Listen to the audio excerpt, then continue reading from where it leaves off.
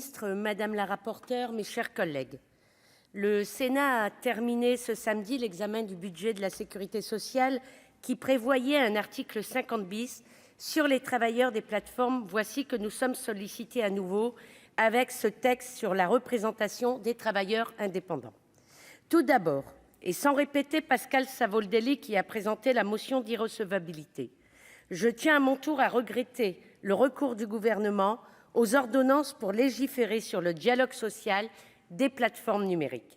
Outre le fait que le Gouvernement organise une fois de plus le dessaisissement du Parlement avec le recours à des ordonnances, ce projet de loi laisse de côté le sujet majeur du statut de ces travailleurs.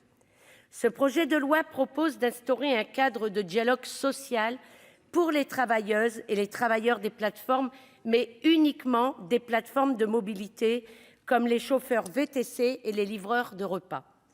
Ces 50 000 travailleurs qui ne disposent d'aucune garantie en matière de revenu minimal, de conditions de travail ou de protection sociale pourront donc élire des représentants dont on peut se demander ce qu'ils pourront négocier.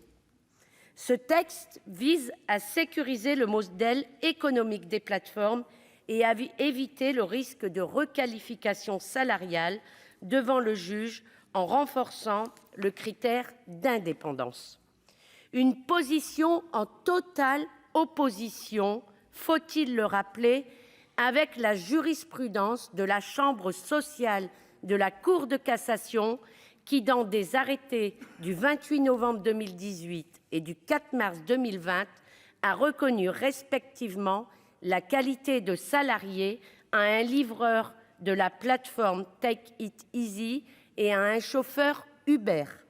Ce texte ajoute une nouvelle pierre à l'édifice en créant un cadre de dialogue social entre travailleurs et plateformes sans aborder la question de leur statut. Il révèle le manque d'ambition du Gouvernement, comme l'a dit mon collègue Pascal Savoldelli. Alors même que le rapport Frouin de décembre 2020 préconisait de clarifier le statut de ces travailleurs en proposant plusieurs scénarios, notamment celui de la reconnaissance d'un statut de salarié. Ce texte se résume à une tentative maladroite de s'inspirer du modèle du salariat en matière de négociation collective, sans pour autant leur appliquer les protections minimales garanties par le code du travail. En quelques années, les plateformes numériques se sont développées de manière rapide, révolutionnant nos manières de communiquer, de consommer et de travailler, comme l'a pointé la mission d'information sur l'ubérisation de la société de notre collègue Savoldelli, qui a beaucoup travaillé cette question.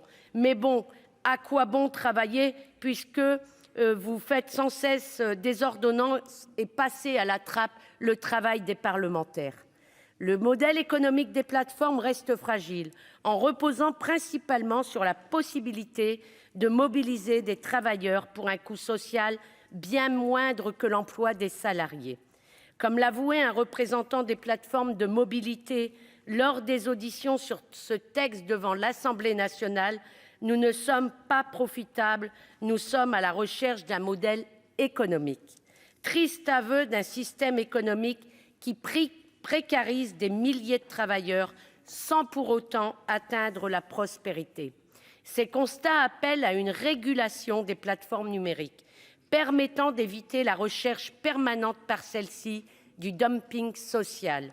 C'est pourquoi la priorité devrait être de reconnaître légalement le statut de salarié aux travailleurs des plateformes, induisant l'application entière du code du travail. C'est la voie que vient de prendre l'Espagne en adoptant au cours de l'été 2021 une législation posant une présomption de salariat. Cette solution aurait un triple mérite: clarifier juridiquement le statut de ces travailleurs au regard du droit du travail et de la protection sociale, améliorer leurs conditions de travail et leur rémunération et reconnaître leur dépendance économique à l'égard des plateformes dans l'exercice de leur activité.